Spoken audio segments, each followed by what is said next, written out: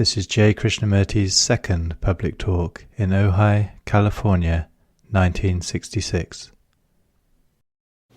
California has one of the most beautiful climates in the world. Perhaps rather hot, especially in the south. And it seems to me it should produce a marvelous society.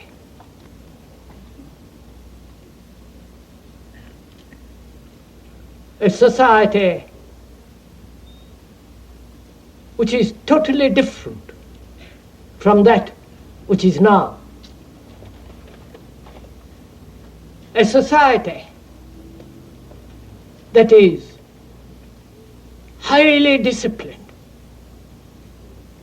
I'm using that word with great care, and we shall go into the meaning of that word presently. A society that's not wholly materialistic as it is now.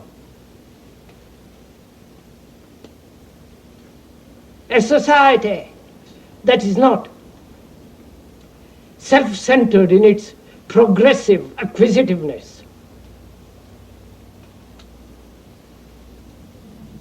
A society that has deep inward life, not everlastingly seeking entertainment, amusement, and various forms of thrills.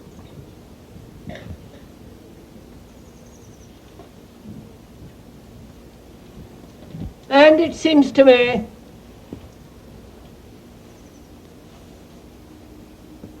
as I've been all over the world, except behind the red curtain and all the rest of that, the world is looking more or less copying to America.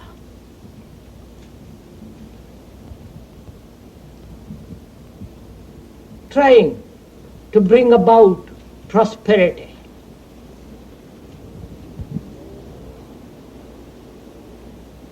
The world of cinema, the world of entertainment, football and all the rest of those things are being imitated all over the world. And one asks oneself if one is at all serious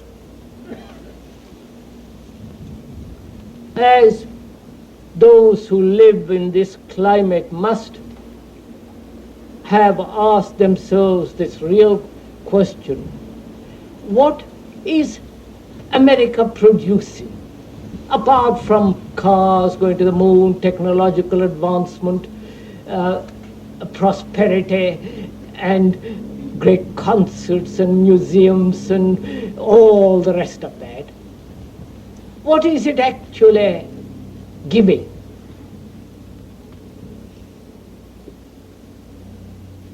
Apart from literature,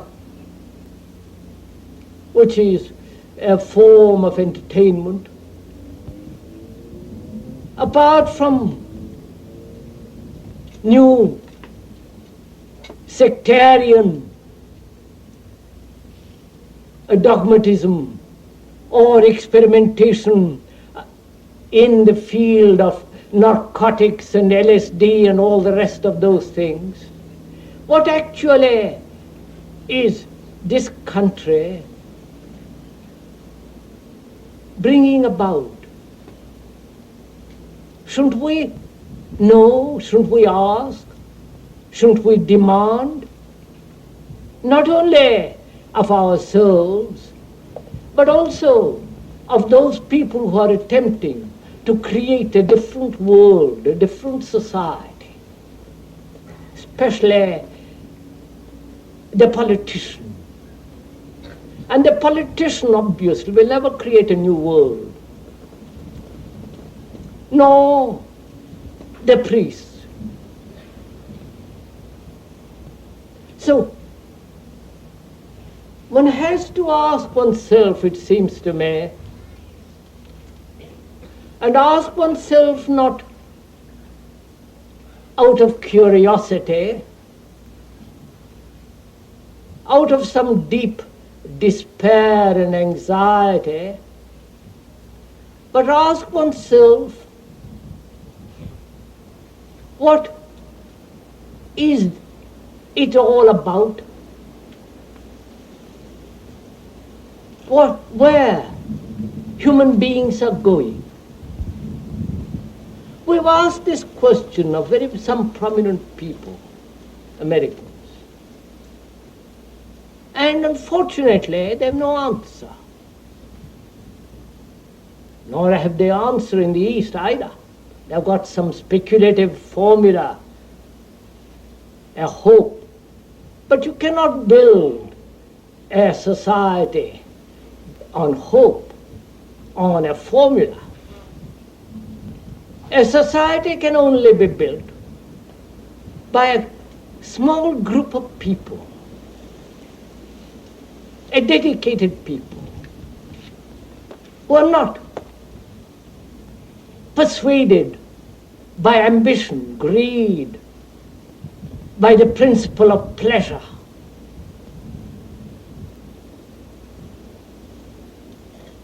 And so, when, as you are going to listen to these talks and discussions, unfortunately, I wonder what your own answer is.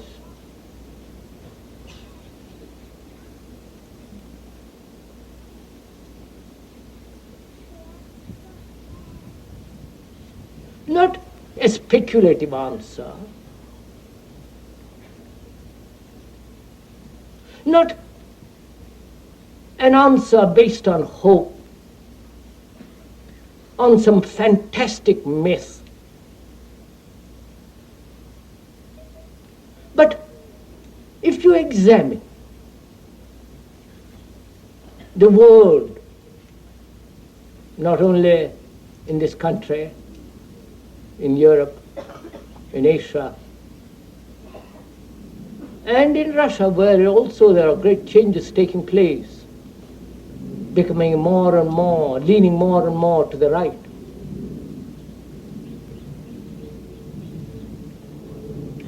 Surely, when you look at all this, one asks oneself, where is the new seed taking place?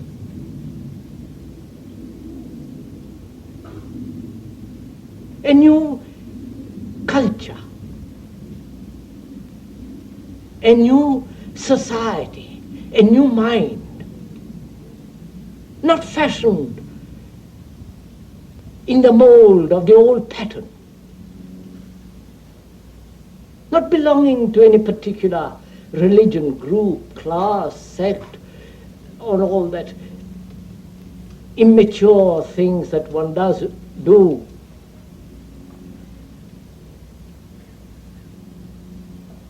I do not know if one has asked that question. Or one is maybe too occupied with one's own problems.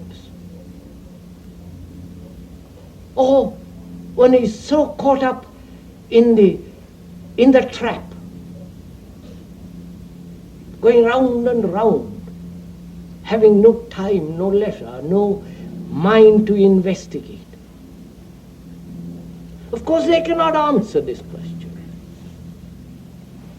But of those who have perhaps put this question to themselves seriously, especially in a climate like this, where there is a great deal of leisure, where you can sit under a tree and look at the blue sky, where the climate is gentle, where there's plenty of food, clothing, great prosperity. What is the outcome of this? Is it lost?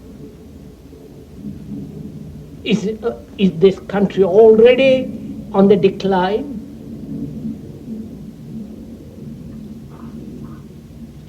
Never be having matured.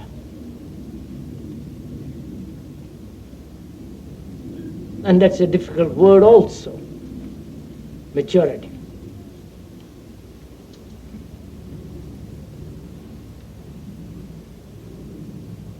And who is going to answer this question? Some philosopher? Some scientist? Someone who has studied history deeply and has all the information what this society should be, what it will become. Or turn to some clairvoyant, some visionary, some phony individual with some ideas. Who is going to answer this?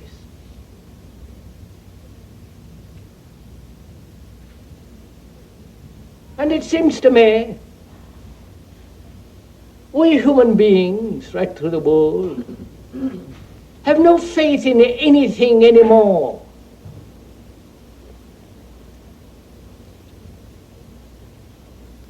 Neither in the gods that man has invented out of his fear, nor in the scientists, nor in the politicians, nor in the books and the theologians and with their conditioned thoughts, as one cannot possibly put any faith in any of these people. And having no fundamental faith in oneself, because one is so uncertain, confused, torn by innumerable desires.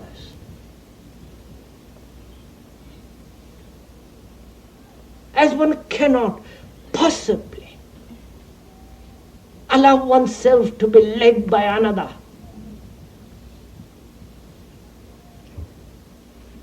or follow another.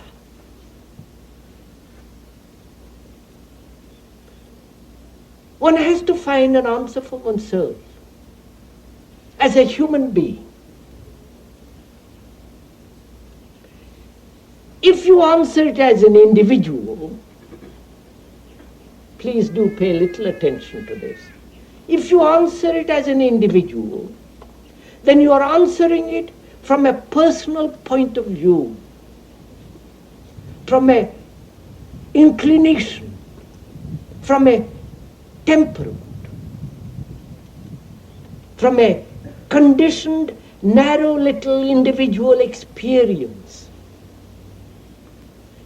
narrow little hope.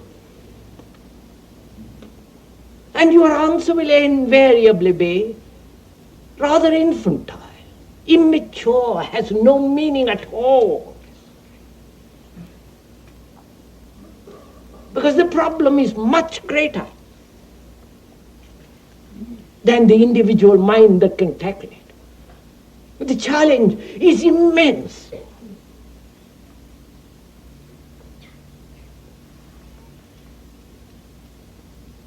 And to meet that challenge, one has to meet it with the understanding of the whole of the human world.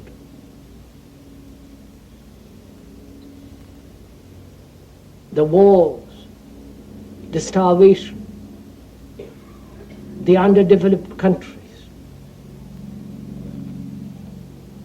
the overpopulation,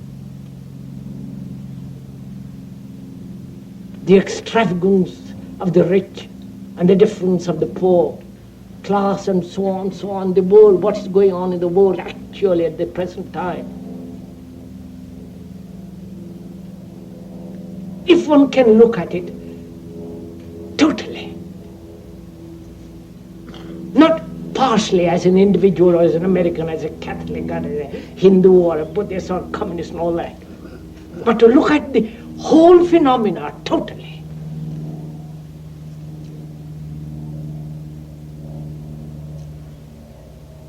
then I think we shall find the answer.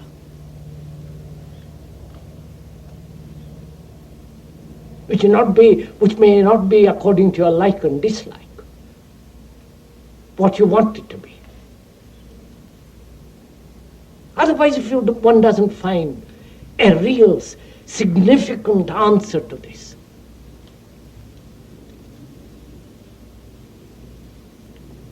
our life becomes rather shallow, shoddy, meaningless.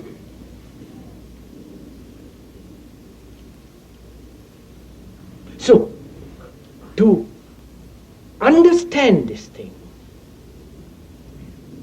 now, I mean by that word understand, not an intellectual comprehension. That's fairly easy.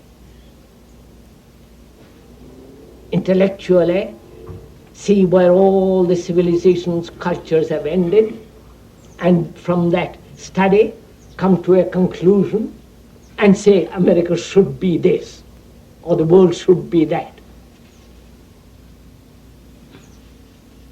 That's not understanding, that's merely an intellectual analysis of what should be. Nor does understanding come into being with an emotional, sentimental, hopeful outlook. So understanding has nothing whatsoever to do either with the intellect or the emotion kept apart.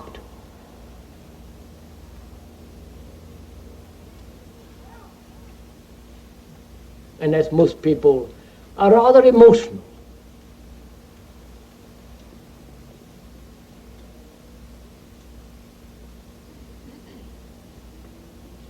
their response is being sentimental, rather cruel, thoughtless. So we are using that word understanding, which takes place only when the crisis is great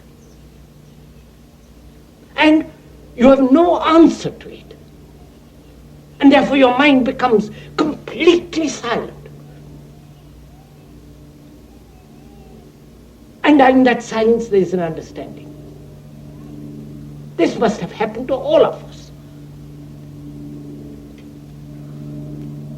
When you are faced with something that you cannot possibly find an answer. You try everything, you consult, you talk it over, you inquire, you go through all the analysis and so on, and yet there is no answer. And suddenly, when you have put it aside, as it were, there is an understanding, there is clarity, because the mind at a certain moment has become extraordinarily quiet with regard to that problem. And it is only then that there is an understanding. But to answer this question,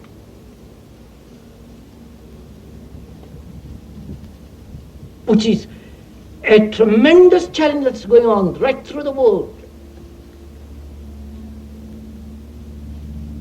and as you have no answer, you can pretend you have an answer.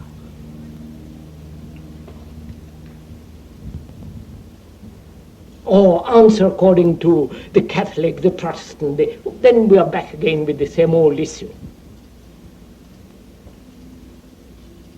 But if you would understand this immense problem, then to bring about that complete quiescence of the mind, so that it can observe,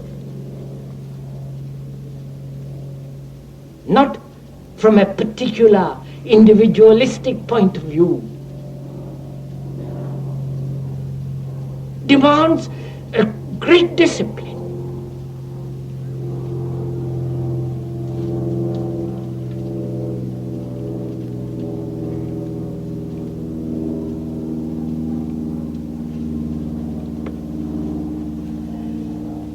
We are using that word discipline not in the military sense or in the religious orthodox sense.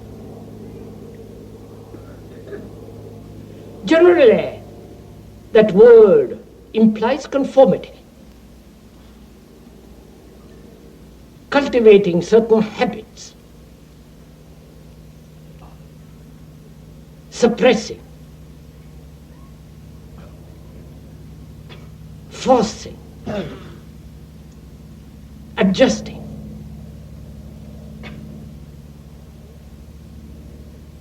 And all that is implied in that word discipline, generally. But we are using that word quite differently. Discipline means, the root meaning of that word is to learn.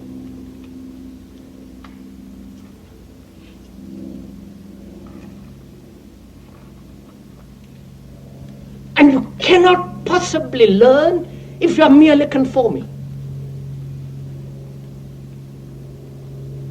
or suppressing or controlling.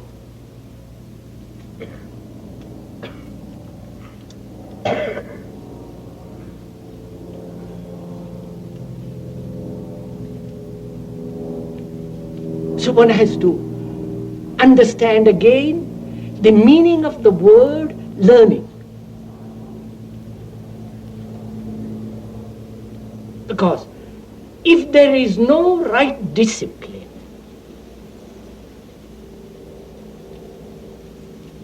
the mind cannot possibly find an answer to this. The answer in which is implied the meaning, the structure, whole of life.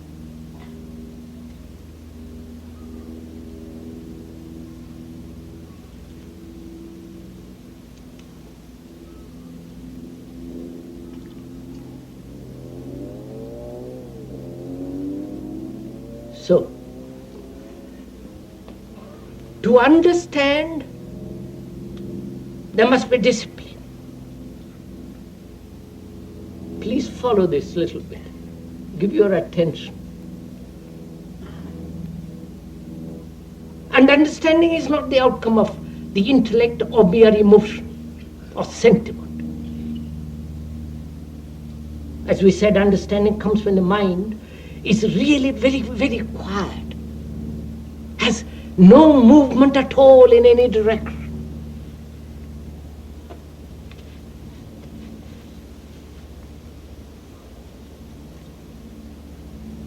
When you observe a tree, if you have ever done it, to look at a tree,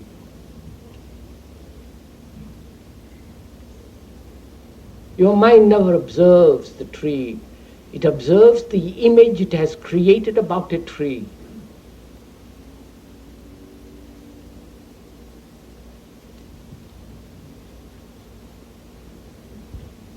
And that image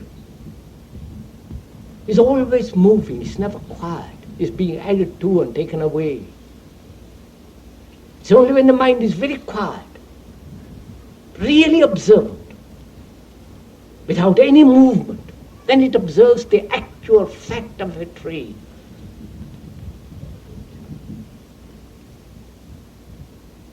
So understanding of any problem, especially this problem that is confronting, that is the crisis in the whole of consciousness of man, can only be understood and therefore answered radically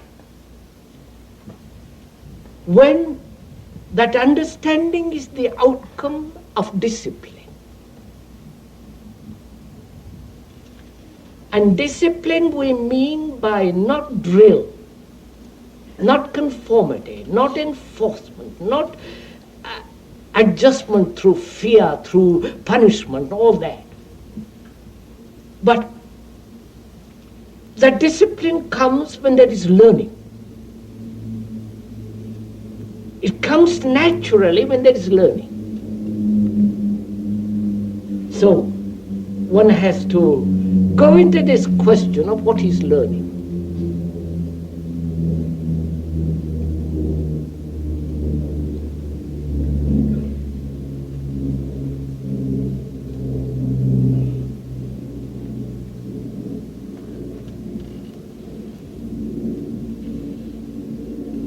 Learning, surely, is always in the active present.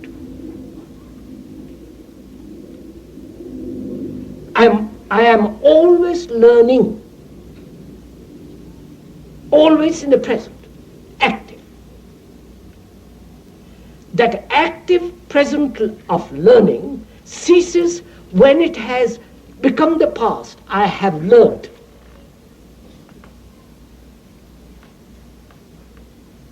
Please do follow this, if you will, because we are going to go into something which will be rather difficult if you don't understand this first thing.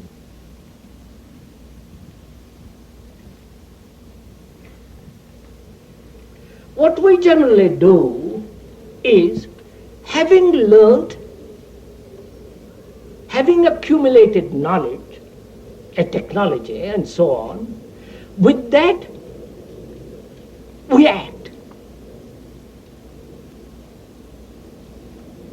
Or in that acting, after having learned, we learn more and add more to what we have already known. Right? This is what we are doing all the time. I learn from an experience and store that experience as memory, as knowledge, and a further experience is translated according to what I have accumulated, and so I'm always adding, and therefore never learning.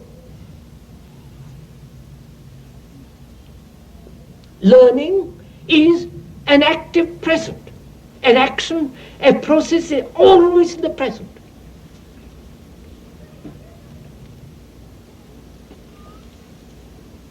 And therefore learning is action. Not having learned, act. Please.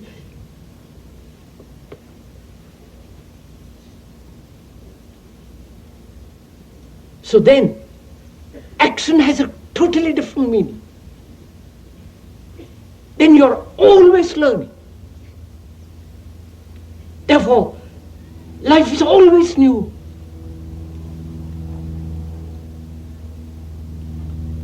Therefore, there is never a moment of having learned and acting from that past, and therefore conflict with the present or with the future.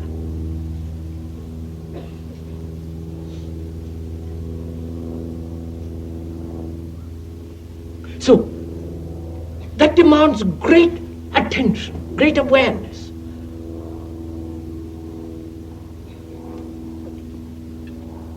It's very easy, as for most of us, having gathered information, knowledge, experience, storing that up, which we call knowledge, and from that knowledge act. That's mechanical.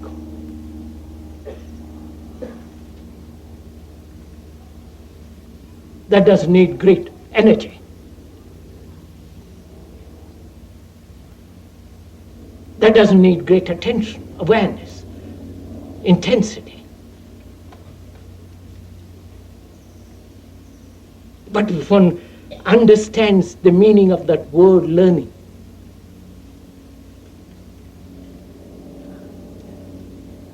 then it is an actual movement in the present all the time. And therefore never a moment of accumulated knowledge and acting from that. So, to learn is to be extraordinarily aware. Not aware of what you already know,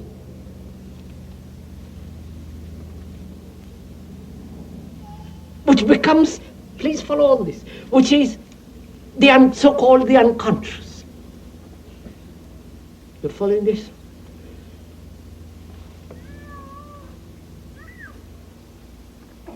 Is this all rather a puzzle? Yeah. To me, there is no unconscious.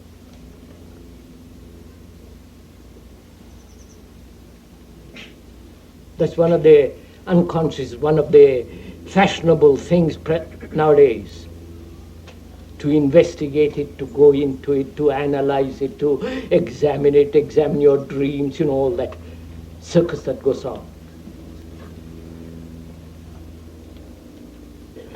There is only consciousness. It's like a field. Either you take the whole field into view, into observation, or you take one corner of it and call that unconscious this conscious. This action, that's something else.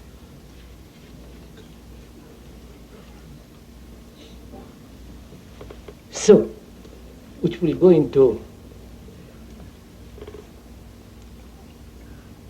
So,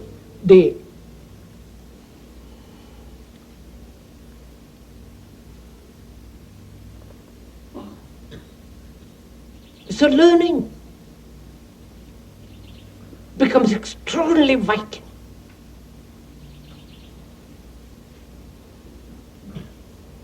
And it brings great energy,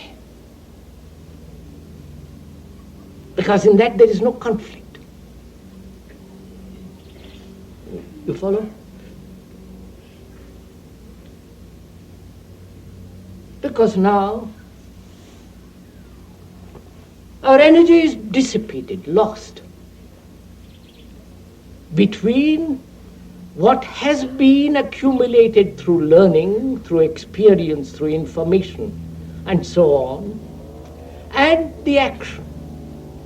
And hence there is a contradiction. The action approximating itself to the knowledge. And hence a contradiction. Where there is a contradiction, there is a waste of energy. And our life is a contradiction, and therefore it's a constant dissipation of energy.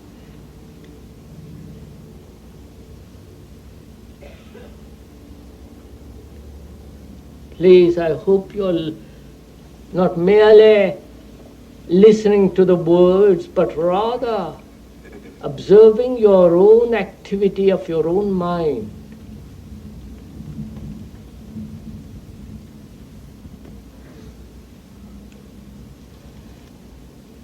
Because it will be utterly meaningless to listen to these talks,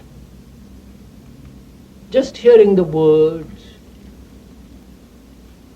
going away either appreciating it or saying, well, that's old stuff.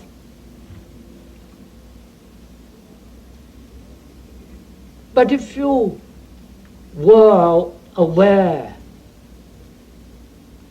not only what the speaker is saying, but also aware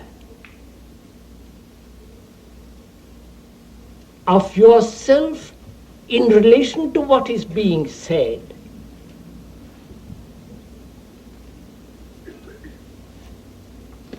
then the act of listening has great significance.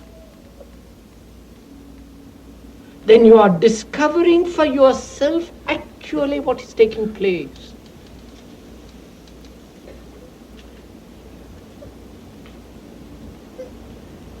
So it is important also to find out how to listen.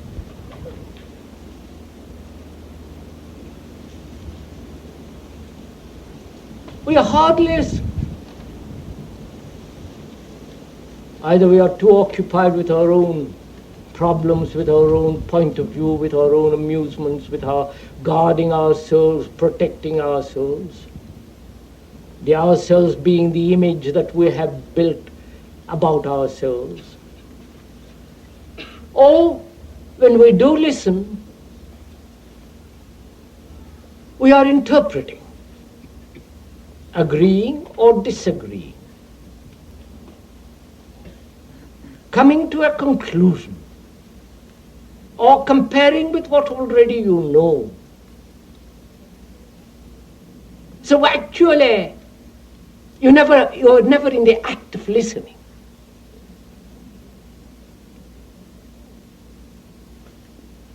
So, if you are aware of all this, that very awareness is discipline. As we said, the word discipline implies learning.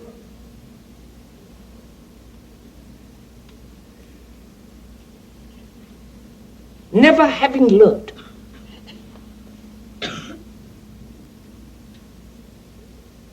That's what modern education is doing. Having learned, apply.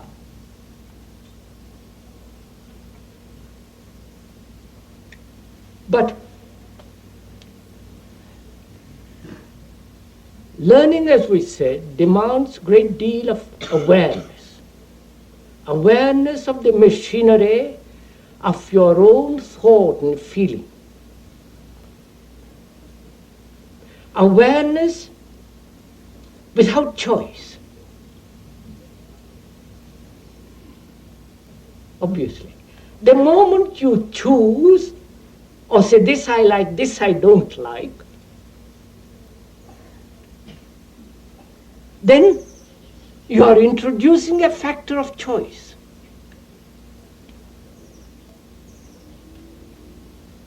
Whereas if you are merely aware of your own machinery of thought, feeling, pleasure, displeasure, experience, knowledge, all the rest of it, just to be aware without any choice, then you are in a state of learning. And in that learning there is not a dissipation of energy. On the contrary. Then your mind becomes astonishingly sensitive, alert, alive. And therefore, very sensitive. And such a mind that is alive, sensitive, learning, needs, and so energetic, needs no drug of any kind, no stimulation. Because then learning is a challenge itself. And the response to that challenge is the act of learning.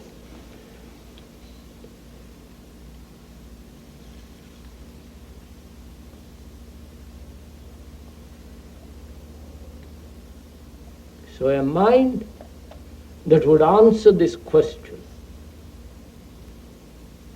the question, the challenge being, is there actual significance to living? Not an invented significance, either of the existentialists or the Catholics or of the drug fiends and so on, so on. Actual deep significance which you have found out for yourself.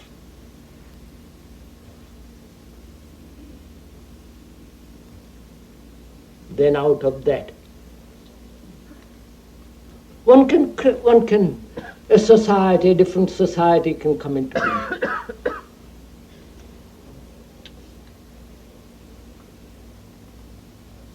Our society, as it is has no meaning. 3 meals a day, house, comforts and all the rest of it.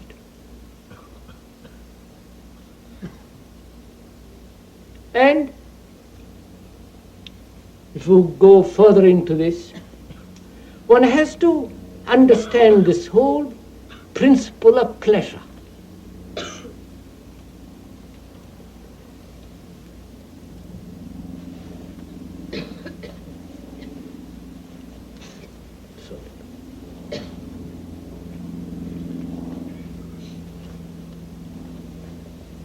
Would you like to ask questions or shall I go on? Go on. Well, just a minute, please. More sound, Just a please, minute. back here. More sound. Louder.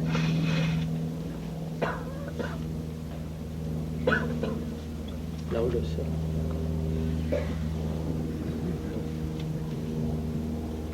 It's very easy for you to tell me to go on.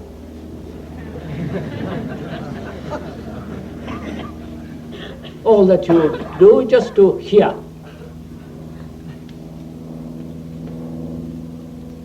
But if you were actually working,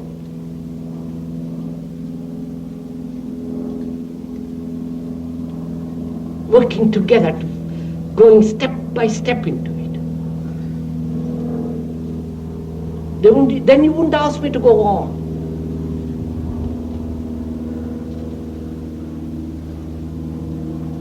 Then you'd be asking questions to find out.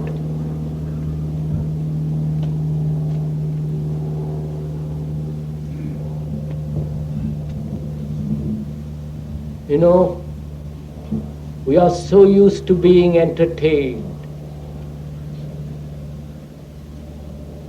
The football field, in the cinema, in the churches, in the magazines, and so on, entertained. That's what you want. But to actually work hard,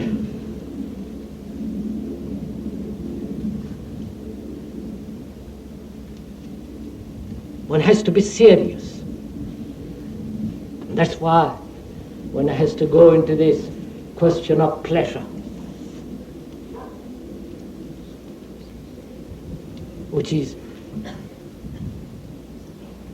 which cannot be discussed in 10 minutes, which will perhaps go into it on another occasion.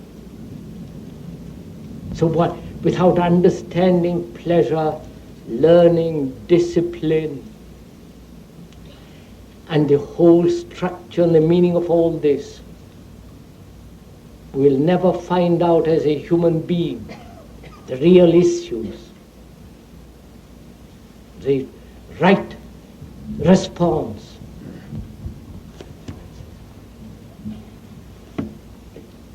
So perhaps now we can ask questions bearing on what we have talked about this morning, and through questions go into the problems. So, you don't have to get up, sir. If it's a question of the individual learning for himself, doing for himself, by learning what the necessary thing is in the moment as it arises,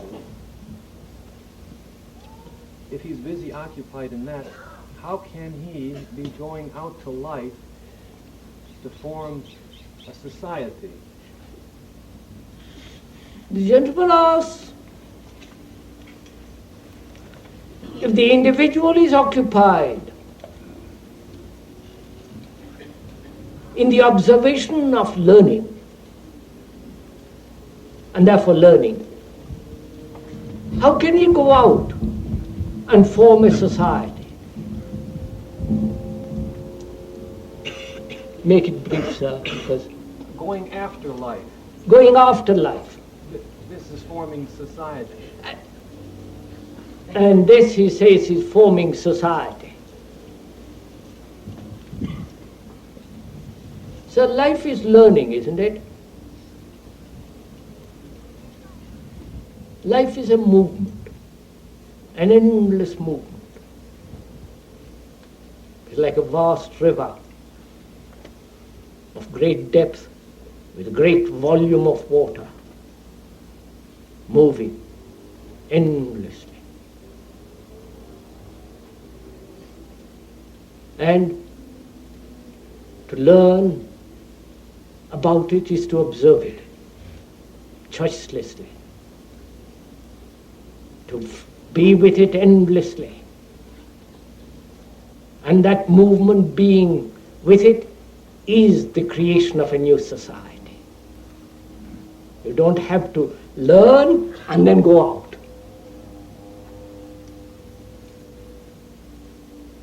You see, sirs,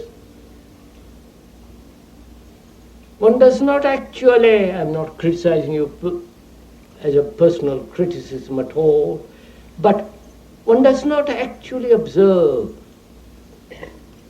what one is thinking, feeling, one's motives.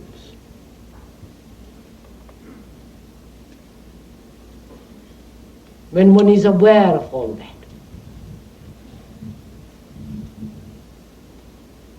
And awareness is, if there is an awareness and if it is a discriminative awareness, then it ceases to be awareness.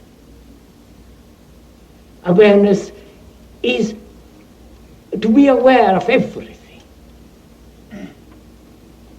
To be aware of the people sitting here, the colors, the tree, the light on the leaf, the noise, see the mountains, the movement of wind among the leaves. Awareness is not concentration. Again, we can't go into all that now.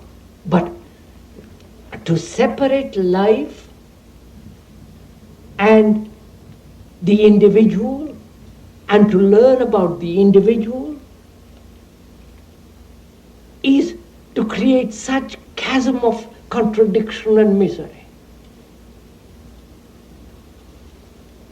The individual, the human being is life, is you and me.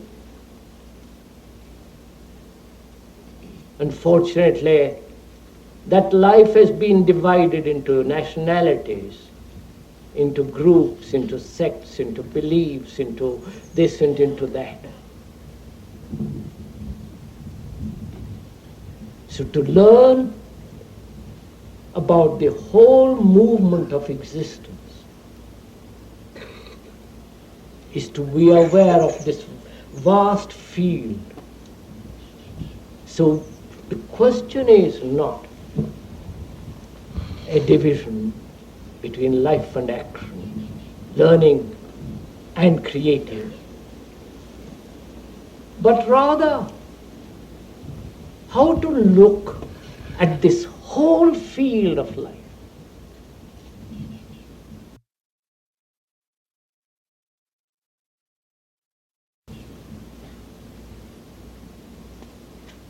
You understand, sirs?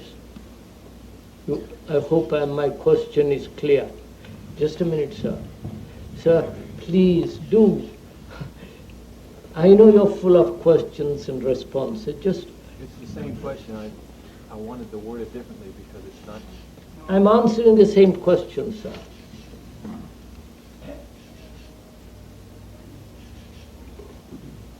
You know, to look at the whole world, whether in Vietnam, in Russia, the Chinese brutality and so on. To look at all this whole world as a whole, not as America, as an individual, as a Christian, as a Hindu, Buddhist and so on, but to see this whole enormous movement, which is the human movement. The agony, the despair, the love, the jealousies, all the travail of human anxiety. Just to see the whole of that. That is the real problem. Is it possible to see the whole of it? Not intellectually.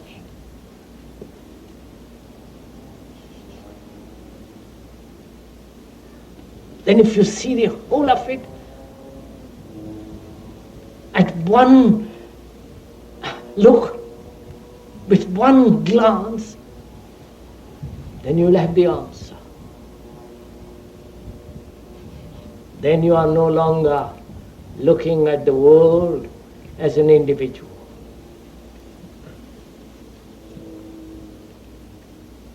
Then you are no longer thinking of the world in terms of East and West,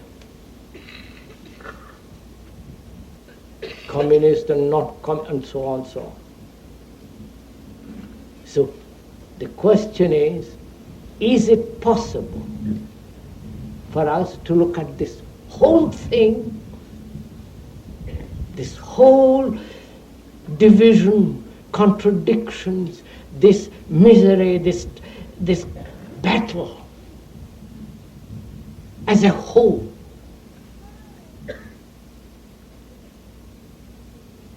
If you are capable of looking at it as a whole, totally, then the answer will be total, not particular.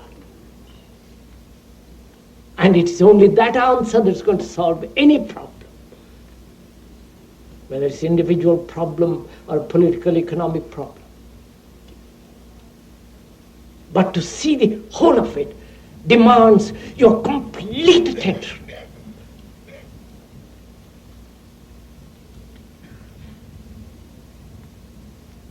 You know, when you are really very attentive, we mean by that word, when you are giving your mind, your heart, your nerves, your ears, your eyes, your brain, your mind, everything, in that attention, there is no observer at all.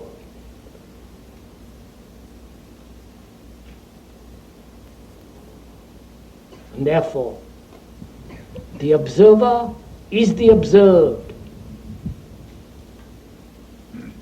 There is only attention. Again, we'll go into that on a different occasion. Yes, sir. Yes, sir. Is it ever possible to create a new society if we use force? Is not force the outcome of fear? The question asks, is it ever possible to create a new society out of force, out of compulsion, out of threat and punishment? For all that is based on fear. Obviously you can't create a new thing.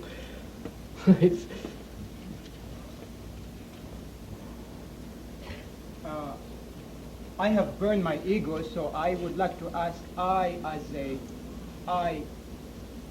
not the small, but I, the capital. And the question is, how do you make this world so desperate that they receive the transformation of the mind? The second question would be... Oh, sir, one question.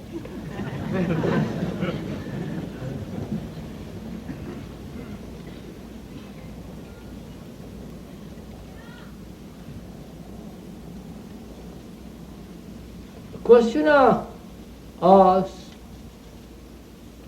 how is it possible to bring about a total transformation of a society? No. Ah. Sir. Give it to me, sir. Give it to me, sir. Give it to me, sir.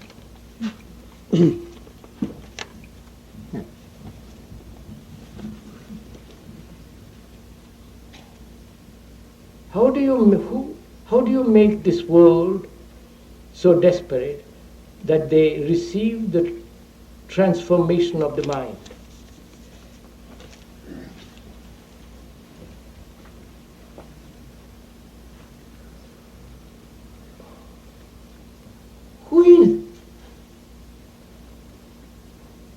Who is going to give this transformation?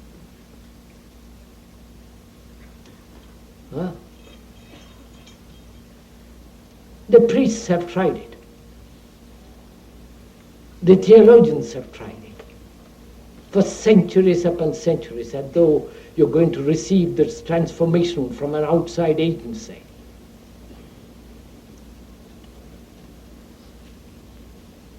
This transformation, they have threatened with hell and heaven to bring it about. They haven't succeeded. And nobody believes that somebody else is going to transform you. That's all too immature. That's gone, finished.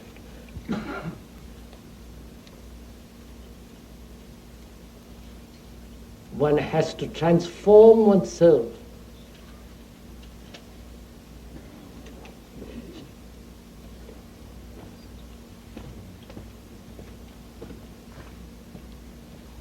That's very dramatic, my friend, but you're walking out on yourself. Don't do it. Yes, sir.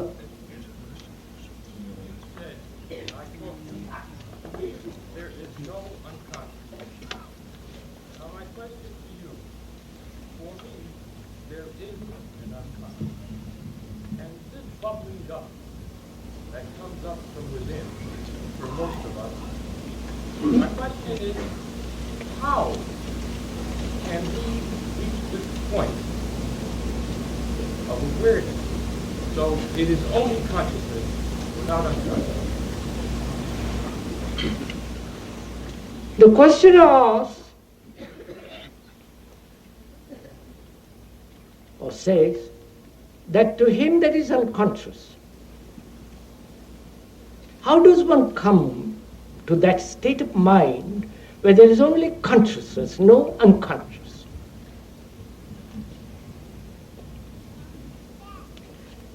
So what is the unconscious?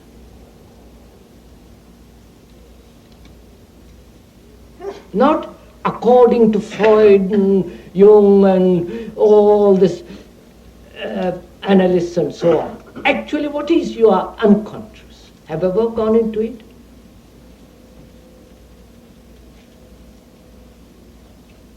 And the question is also, how will you find out what your unconscious is?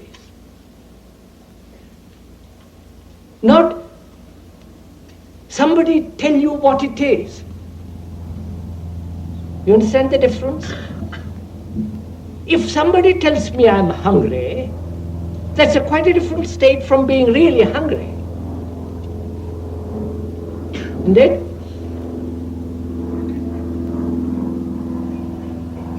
So can I find out what my unconscious is? And what is the instrument that's going to find out?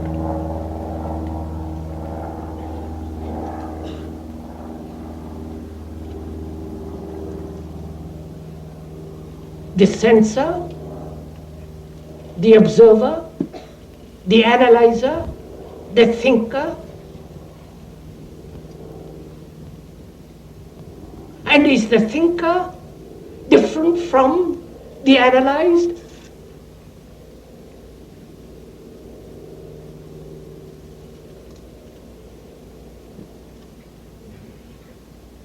And when one looks into so-called unconscious, what is it? And why is it so tremendously important? It's as trivial and petty as shoddy as the conscious mind. But why do we give it such extraordinary importance?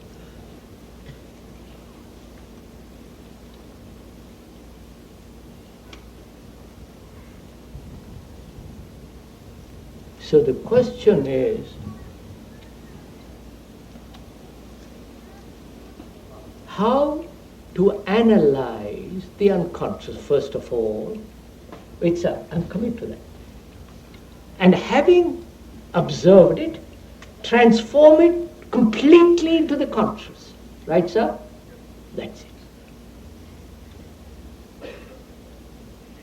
You see, first, one has to look at this very carefully. How will you examine the unknown? You understand my question? We say the unconscious is buried deep down. People say that. And you want to examine it. How will you examine it? Through dreams? Through various intimations that it projects? Intimations, hints, right? And why do you dream at all? Why should you?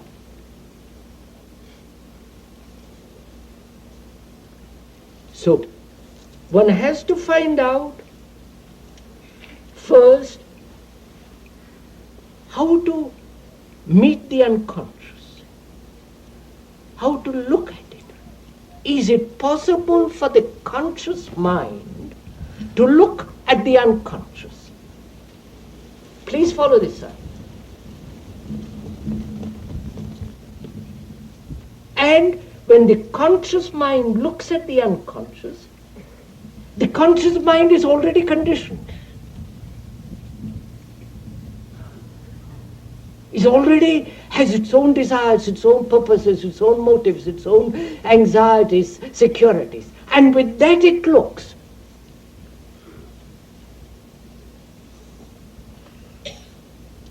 And what it looks is its own self. Therefore, the question is then, is it possible to look at something which is hidden, which cannot be perceived by a conscious mind? You understand?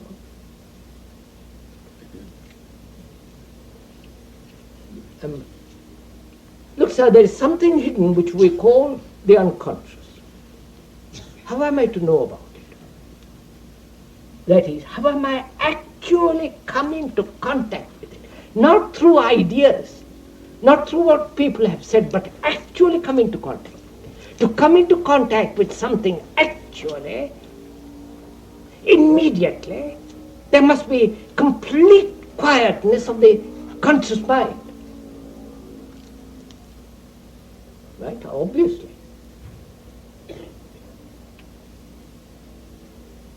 And then when the conscious mind is completely still, is there the unconscious? How is it? What's that? How is this achieved? How? The word how is the most important part of my question. First see, sir, what has taken place.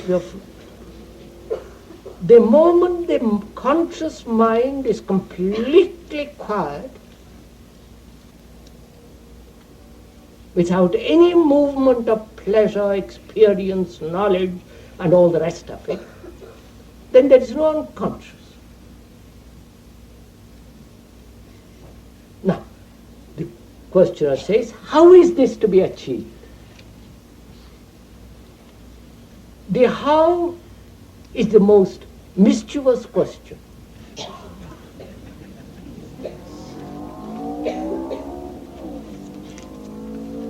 Because in asking how, you want a system, a method. And the moment you follow a system, a method, a practice, you're already caught in that practice, system, method. And therefore, you never discover. You're caught. But if you see the thing actually, if you see that only the completely quiet mind that can observe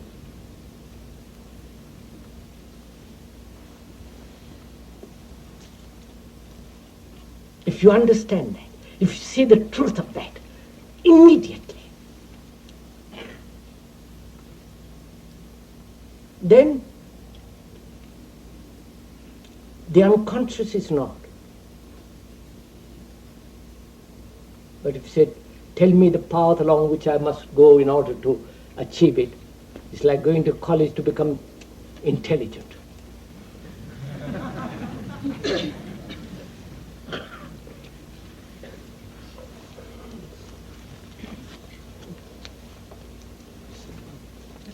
I'd like to know, along with the quiet, still mind, what happens to the body?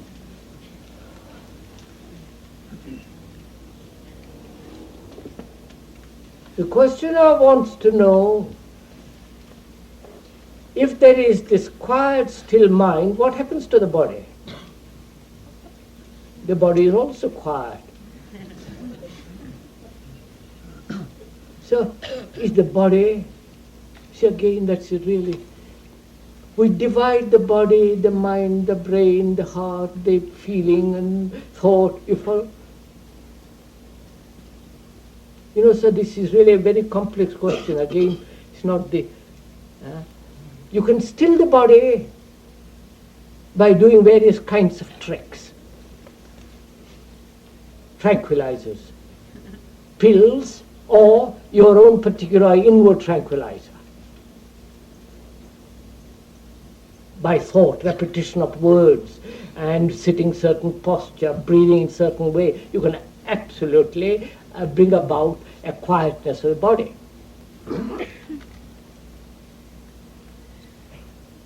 That has been done, but the mind remains at the end of it equally petty and shoddy. But we are concerned with the whole process, not just one part of it. Right. So, yes, madam. What is the place of memory in education? I'm afraid we have talked for an hour and a quarter. I think that will be enough, won't it? We'll take up that question. Perhaps it will be good enough to ask next time.